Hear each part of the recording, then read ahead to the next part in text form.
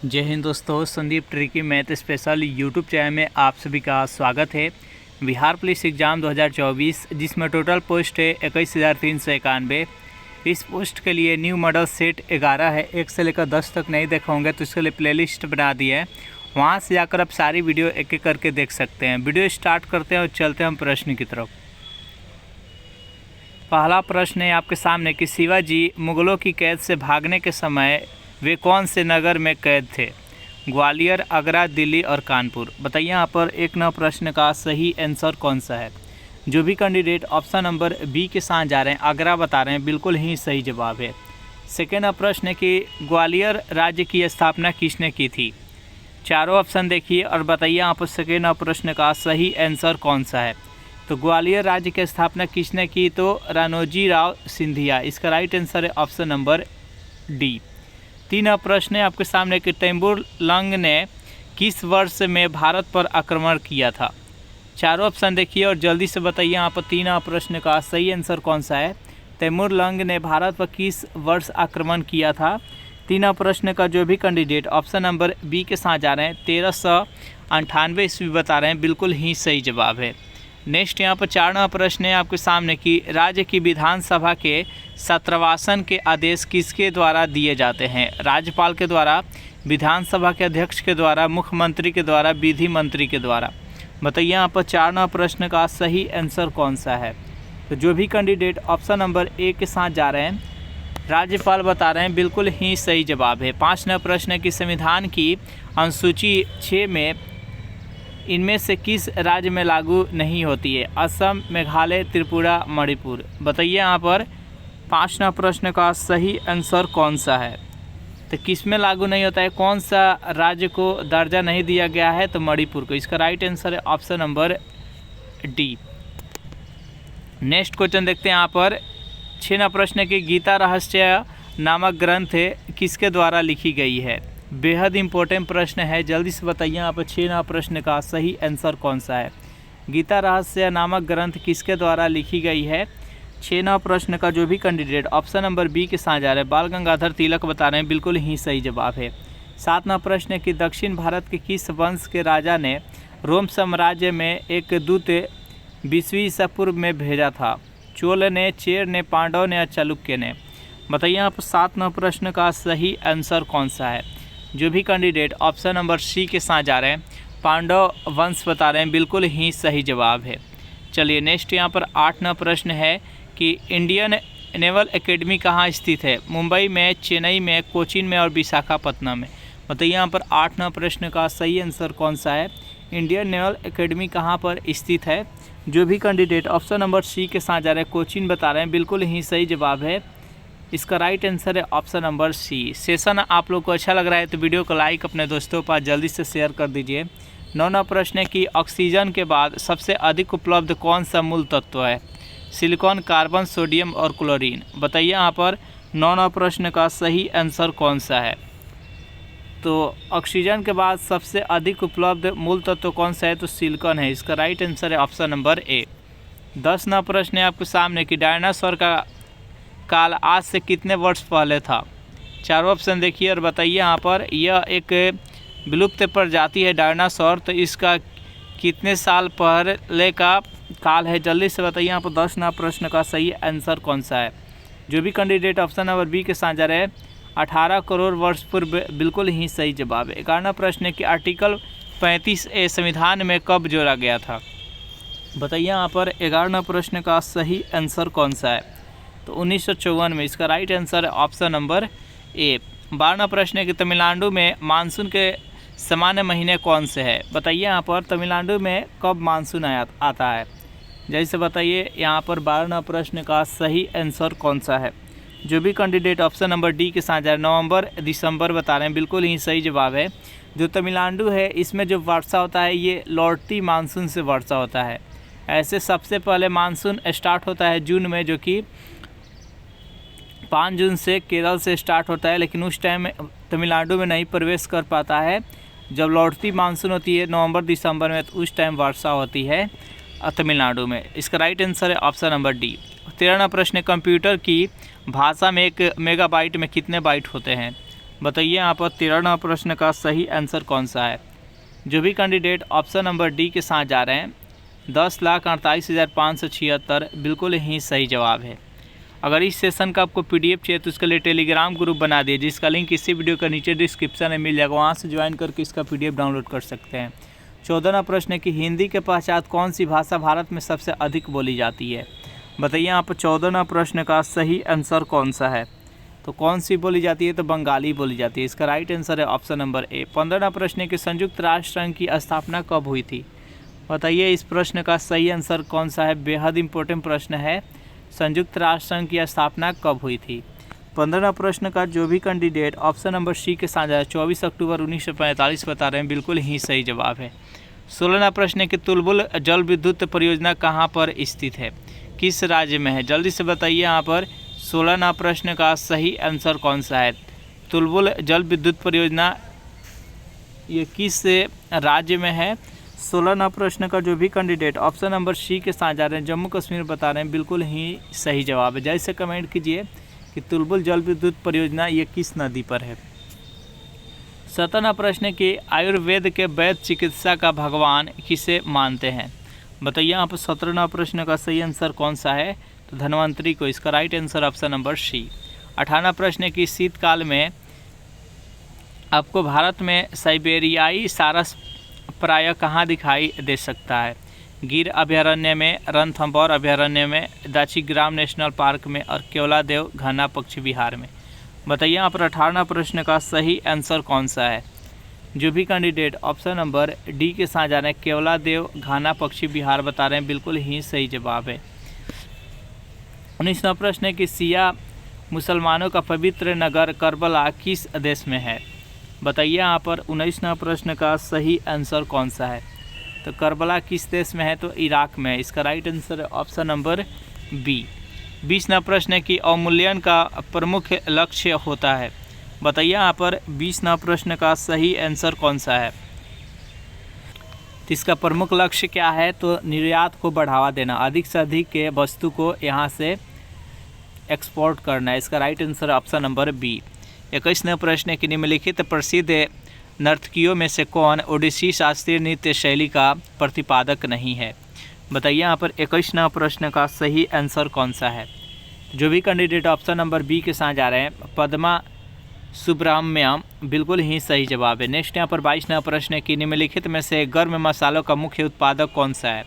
बताइए यहाँ पर 22वां प्रश्न का सही आंसर कौन सा है। गर्म मसाला सबसे अधिक कहाँ पर होता है। तो 22वां प्रश्न का जो भी कैंडिडेट ऑप्शन नंबर बी के साथ जा रहे हैं मालाबार तट बता रहे हैं, बिल्कुल ही सही जवाब है। 23वां प्रश्न है निम्नलिखित आधारों में से वह कसौटी कौन सी है जिस पर संविधान के अनुच्छेद 15 में राज्य द्वारा भेदभाव वर्जित नहीं है, जन्म स्थान से, प्रजाति से, भाषा से और जाति से। बताइए यहाँ पर 23वां प्रश्न का सही आंसर कौन सा है। इसका राइट आंसर है ऑप्शन नंबर सी। 24वां प्रश्न है आपके सामने आयोडीन नमक मानव शरीर में निम्नलिखित में से कौन सा काम करता है। बताइए यहाँ पर आयोडीन का मुख्य कार्य क्या है मानव शरीर में। 24वां प्रश्न का जो भी कैंडिडेट ऑप्शन नंबर बी के साथ जा रहे हैं या अवाटू यानी जिसको थायराइड बोलते हैं, ग्रंथियों के काम को नियंत्रित करता है। इसका राइट आंसर है ऑप्शन नंबर बी। नेक्स्ट यहाँ पर 25वां प्रश्न है कि गर्भवती स्त्रियों में प्रायः किस चीज़ की कमी हो जाती है। बताइए यहाँ पर 25वां प्रश्न का सही आंसर कौन सा है। जो गर्भवती स्त्री होती है उनमें मुख्य रूप से किसका कमी हो जाता है। तो 25वां प्रश्न का जो भी कैंडिडेट ऑप्शन नंबर सी के साथ कैल्शियम और आयरन बता रहे हैं, बिल्कुल ही सही जवाब है। 26वां प्रश्न की क्लोरोफिल प्रकाश के किस घटक को परिवर्तित करता है। बताइए यहाँ पर 26वां प्रश्न का सही आंसर कौन सा है। तो क्लोरोफिल प्रकाश के किस घटक को परिवर्तित करता है, तो हरा को। इसका राइट आंसर है ऑप्शन नंबर डी। 27वां प्रश्न है आपके सामने कि टीनिया सोलियम जिसको फीता कृमि बोलते हैं परजीवी के रूप में रहता है सुअर में, आदमी या औरत के ऊपर, आदमी औरत के आंत में और आदमी औरत की यकृत में। बताइए यहाँ पर 27वां प्रश्न का सही आंसर कौन सा है। तो आदमी और औरत की आंत में रहता है। इसका right answer option number C. हृदय की एक धड़कन में लगभग कितना समय लगता है। बताइए यहाँ पर 28वां प्रश्न का सही आंसर कौन सा है। तो एक धड़कन में 0.8 सेकेंड लगता है। 1 मिनट में नॉर्मली कितना बार धड़कता है, यानी 60 सेकेंड में 72 बार धड़कता है? तो उसको एक बार धड़कने में 0.8 सेकेंड लगेगा। इसका right answer option number B. खाने का सोडा का रासायनिक नाम क्या है? बताइए यहाँ पर 29वां प्रश्न का सही आंसर कौन सा है?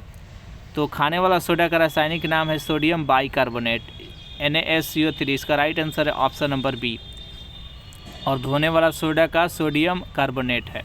नेक्स्ट यहाँ पर 30वां प्रश्न है आपके सामने कि दृश्य स्पेक्ट्रम का तरंग दैर्ध्य कितना होता है? बताइए यहाँ पर 30वां प्रश्न का सही आंसर कौन सा है? जो भी कैंडिडेट ऑप्शन नंबर बी के साथ जा रहे हैं 3900 एंगस्ट्रॉम से लेकर 7600 एंगस्ट्रॉम। इसका राइट आंसर है ऑप्शन नंबर बी। नेक्स्ट यहाँ पर 31वां प्रश्न है कि गोबर गैस का मुख्य घटक क्या है? बताइए 31वां प्रश्न का सही आंसर कौन सा है? तो गोबर गैस का मुख्य घटक क्या है? जो भी कैंडिडेट ऑप्शन नंबर ए के साथ जा रहे हैं मीथेन बता रहे हैं, CH4 बिल्कुल ही सही जवाब है। इसको मार्स गैस के नाम से भी जाना जाता है। 32वां प्रश्न है निम्नलिखित में से कौन सा तत्व रेडियो एक्टिव नहीं है? बताइए यहाँ पर 32वां प्रश्न का सही आंसर कौन सा है? यूरेनियम, थोरियम, प्लूटोनियम और जर्कोनियम।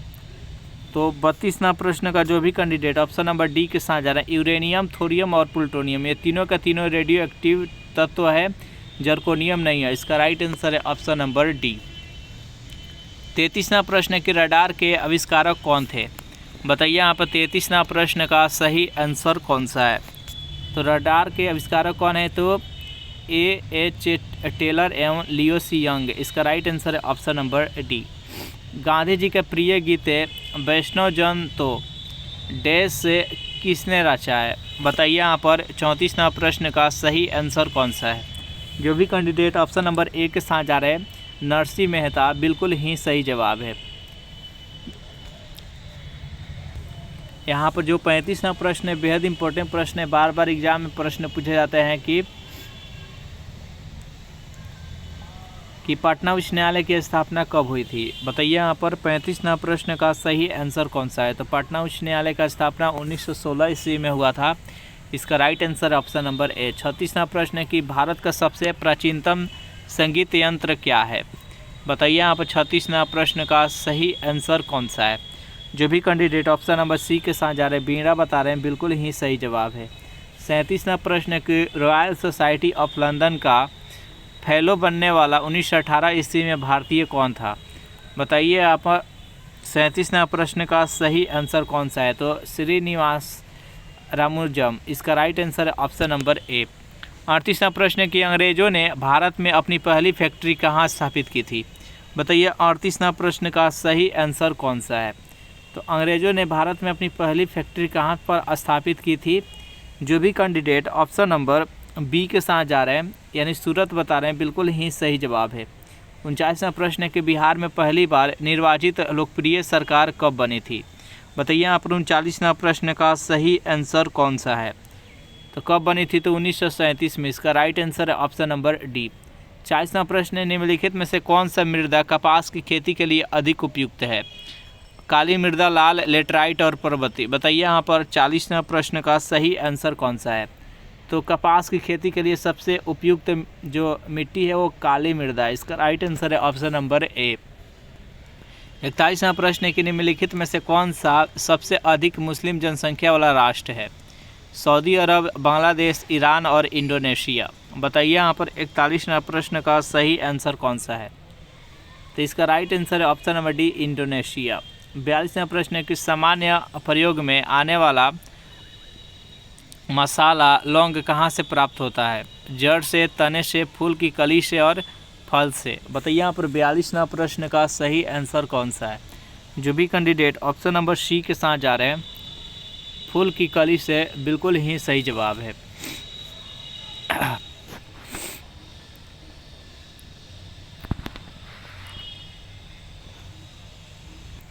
प्रश्न है आपके सामने कि एक मिश्रण में रेत और रोड़ी का अनुपात 41:30 है, जबकि रोड़ी और सीमेंट का अनुपात 6:7 है। तो मिश्रण में रेत और सीमेंट का अनुपात क्या होगा? बहुत ही सिंपल प्रश्न है, जल्दी से बताइए यहाँ पर 43वां प्रश्न का सही आंसर कौन सा है? चलिए इसको सॉल्व करते हैं। देखिए रेत को हम आर से सूचित कर देते हैं और रोड़ी को हम आर ओ से सूचित कर देते हैं और सीमेंट को हम एस से सूचित कर देते हैं। यहाँ पर रेत और रोरी का अनुपात कितना है, 41 और 30 है, तो यहाँ पर 41 हो गया, फिर यहाँ पर 30 हो गया, और फिर यहाँ पर रोरी और सीमेंट का दिया गया है वो 6 7, तो यहाँ पर 6 हो गया जो कि रोरी हो गया और 7 हो गया जो कि सीमेंट हो गया। अब यहाँ पर पूछा हुआ है कि रेत और सीमेंट का अनुपात, तो जो खाली जगह है उसको हम आगे की तरफ बढ़ाएंगे। इसको आगे बढ़ाएंगे तो 6 यहाँ पर आ जाएगा, इसको आगे बढ़ाएंगे तो 30 यहाँ पर हो गया।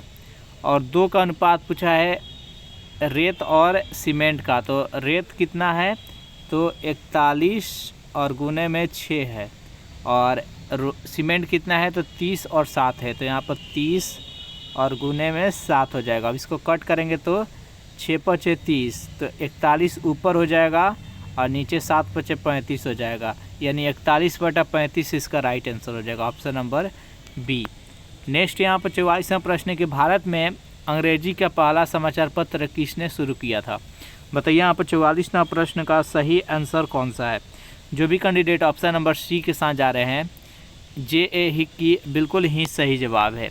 नेक्स्ट क्वेश्चन देखते हैं। यहाँ पर प्रश्न है आपके सामने कि 31 रुपये में एक पुस्तक बेचने पर एक व्यक्ति को अपने व्यय की 7% की हानि होती है। यदि वह 35 रुपये में वही किताब बेचता है तो उसको सौदा क्या होगा, यानी उसको प्रॉफिट होगा या लॉस होगा। जैसे बताइए, बेहद ही सिंपल प्रश्न है। तो देखिए इसको सॉल्व करते हैं। देखिए 31 रुपये में बेचता है तो उसको 7% की हानि होती है। 31 रुपये में बेच रहा है तो 7% का हानि हुआ, यानी 100 रुपये में वो वस्तु को ख़रीदा है और कितने में बेच रहा है तो 93 रुपये में बेच रहा है। यहाँ पर 93 होगा, यानी 7 का हानि, 100 से 7 के लॉस, यानी 93 हो गया। इसको कट करेंगे तो ये 3 बार में होगा, यानी 100 बटा यहाँ पर 3 हो गया। 100 बटा 3 क्या है तो ये क्रय मूल्य है, और 35 रुपये में बेच रहा है तो उसको लाभ हुआ या हानि हुआ। तो चलिए इसको सॉल्व करते हैं। यहाँ पर 100% से ऊपर हो जाएगा, यानी उसको लाभ हुआ, 100% से नीचे हुआ उसका हानि हुआ। तो यहाँ पर 35 है जो कि ये है जो कि दोबारा बेचा जा रहा है। क्रय मूल्य कितना है तो 100, और ये 3 है जो कि ऊपर चल जाएगा, यहाँ पर 3, और परसेंटेज के लिए यहाँ पर 100 हो जाएगा। 100 से 100 ख़त्म हो गया। ये कितना 35 तिहाई 105, यानी क्रय मूल्य कितना है 100% है, और ये कितना हो गया 105%, यानी इसको 5% का प्रॉफिट हुआ है। इसका राइट आंसर है ऑप्शन नंबर सी। नेक्स्ट यहाँ पर 86वां प्रश्न है आपके सामने कि 2011 की जनगणना के अनुसार निम्नलिखित में से बिहार के जिलों को कौन सा समूह जनसंख्या के सही अवरोही क्रम को दर्शाता है। अवरोही क्रम यानी घटते क्रम को दर्शाता है। सबसे अधिक जनसंख्या, उसके बाद सेकेंड, उसके बाद नेक्स्ट। बताइए यहाँ पर 46वां प्रश्न का सही आंसर कौन सा है। जो भी कैंडिडेट ऑप्शन नंबर ए के साथ जा रहे हैं, सबसे अधिक पटना का है, फिर पूर्वी चंपारण के, फिर मुजफ्फरपुर का, फिर मधुबनी का। इसका राइट आंसर है ऑप्शन नंबर ए। नेक्स्ट यहाँ पर 47वां प्रश्न है आपके सामने कि एक चीनी के बिलियन में 6% भाग चीनी है। यदि बिलियन का आयतन 350 है तो इसमें पानी कितना % है। तो ये नॉर्मल सा प्रश्न है। यहाँ पर 350 दिया गया, यहाँ पर 6% है, क्या है तो चीनी है, तो कितना होगा तो 94% होगा जो कि पानी होगा। तो यहाँ पर 94 और बाटा में 100 कर देंगे। इसी को सॉल्व करेंगे तो आंसर निकल कर आ जाएगा। नेक्स्ट यहाँ पर 48वां प्रश्न है कि दूरदृष्टि से पीड़ित व्यक्ति को कठिनाई होती है।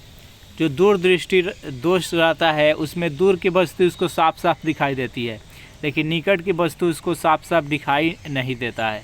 ये दूरदृष्टि में होता है। इसका अपोजिट होता है जो कि निकट दृष्टि दोष में होता है। बताइए यहाँ पर 48वां प्रश्न का सही आंसर कौन सा है। तो इसमें पास की वस्तु उसको स्पष्ट उसको पास का जो वस्तु होता है उसको स्पष्ट देखने में उसको कठिनाई होता है। इसका राइट आंसर है ऑप्शन नंबर बी। नेक्स्ट यहाँ 49वां प्रश्न है कि गाय के दूध में पाए जाने वाला केसिन और लैक्टोज क्रमशः वास्तव में क्या है। बताइए यहाँ पर 49वां प्रश्न का सही आंसर कौन सा है। तो जो यहाँ पर केसिन है यह एक प्रोटीन है, और लैक्टोज है जो कि कार्बोहाइड्रेट है। इसका राइट आंसर है ऑप्शन नंबर ए। नेक्स्ट क्वेश्चन देखते हैं। 50वां प्रश्न, किसी तत्व के परमाणु के बाह्य कक्षा में कितने इलेक्ट्रॉन होने से वह परमाणु अक्रिय हो जाता है। बताइए यहाँ पर 50वां प्रश्न का सही आंसर कौन सा है। तो बाहरी कक्षा में अगर 8 परमाणु हो जाए तो अक्रिय तत्व के अंतर्गत आता है। इसका right answer option number B. Next यहाँ पर 51 प्रश्न है कि निम्नलिखित में से कौन सा समवर्ती सूची का विषय है। बताइए यहाँ पर 51 प्रश्न का सही आंसर कौन सा है। तो आर्थिक और सामाजिक योजना, इसका right answer option number D. भारतीय संविधान के किस भाग में पंचायती राज से संबंधित प्रावधान है। बताइए यहाँ पर 52 प्रश्न का सही आंसर कौन सा है। तो भाग 9 में। 53 प्रश्न है आपके सामने कि लोक लेखा समिति का मार्गदर्शक दार्शनिक और मित्र कौन है। बताइए यहाँ पर 53 प्रश्न का सही आंसर कौन सा है। तो नियंत्रक एवं महालेखा परीक्षक, इसका राइट आंसर है ऑप्शन नंबर ए। 54 प्रश्न है कि कवितावली किसकी कृति है। बताइए यहाँ पर 54 प्रश्न का सही आंसर कौन सा है। तो ये किसका है, तो तुलसीदास की, इसका राइट आंसर है ऑप्शन नंबर सी। 55 प्रश्न है कि महाभाष्य का विषय क्या है। बताइए यहाँ पर 55 प्रश्न का सही आंसर कौन सा है। तो व्याकरण है, इसका राइट आंसर है ऑप्शन नंबर ए। नेक्स्ट यहाँ पर 56 प्रश्न है कि तुगलकनामा का लेखक कौन है। बताइए यहाँ पर 56 प्रश्न का सही आंसर कौन सा है। तो इसका लेखक है अमीर खुसरो, इसका राइट आंसर है ऑप्शन नंबर सी। 57 प्रश्न है कि गरुड़ 7 भारत की वायुसेना के किस देश के साथ संयुक्त सैन्य अभ्यास 2022 में आयोजित हुआ है। बताइए यहाँ पर 57 प्रश्न का सही आंसर कौन सा है। जो भी कैंडिडेट ऑप्शन नंबर बी के साथ जा रहे हैं, फ्रांस, बिल्कुल ही सही जवाब है। 58 प्रश्न कि किनके लिए मंगोल एक समस्या बने थे। बताइए यहाँ पर 58 प्रश्न का सही आंसर कौन सा है।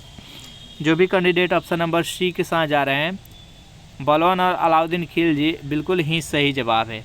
तालिकोटा के संग्राम क्या हुआ, इसमें कौन जीता था, कौन हारा था और क्या हुआ था, इसमें जल्द से बताइए। यहाँ पर 59 प्रश्न का सही आंसर कौन सा है। इसका राइट आंसर है ऑप्शन नंबर बी। विजयनगर शक्ति का इसमें नुकसान हुआ था, तालिकोटा का जो युद्ध हुआ था। इसका राइट आंसर है ऑप्शन नंबर बी। नेक्स्ट यहाँ पर 60वां प्रश्न है कि रानी दुर्गावती किससे लड़ी थी। बताइए यहाँ पर 60वां प्रश्न का सही आंसर कौन सा है। तो अकबर से लड़ी थी, इसका राइट आंसर है ऑप्शन नंबर ए। 61वां प्रश्न है आपके सामने, बेहद इंपॉर्टेंट प्रश्न है कि ए किसी कार्य को 5 दिन में समाप्त करता है, बी उसी काम को 8 दिन में समाप्त करता है। यदि दोनों मिलकर कार्य करते हैं और 67 से 60 रुपये कमाते हैं तो ए का हिस्सा क्या होगा। चलिए सिंपल सा, जिसका कार्य क्षमता अधिक होगा, जितना रहेगा उतना ही उसका हिस्सेदारी भी मिलता है। यहाँ पर बी हो गया। ए है जो कि 5 दिन में समाप्त करता है, बी है जो कि 8 दिन में समाप्त करता है। टोटल वर्क हो जाएगा, कितना हो जाएगा, 8 × 5 = 40 हो जाएगा। और यहाँ पर इसका 8 हो जाएगा कार्य क्षमता, इसका हो जाएगा 5। 8 × 5 कितना होता है, तो 13 यूनिट बराबर कितना हो जाएगा, 67 60। तो 1 यूनिट कितना हो जाएगा यहाँ पर, 13 × 5 = 65, 13 × 2 = 26, 500 यहाँ पर 20 हो जाएगा। 1 यूनिट का मान 520 हो जाएगा। यहाँ पर ए के पूछा है तो 520 में हम 8 से गुना कर देंगे। तो 8 × 2 = 16 के 6, 8 × 5 = 40 और 1 41 और यहाँ पर 41 से 60 हो जाएगा। इसका right answer option number B. इस प्रकार सेशन यहीं पर समाप्त कर रहे हैं। सेशन आप लोगों को कैसा लगा जरूर कमेंट कीजिएगा। Thanks for watching this video. मिलते हैं नेक्स्ट वीडियो में।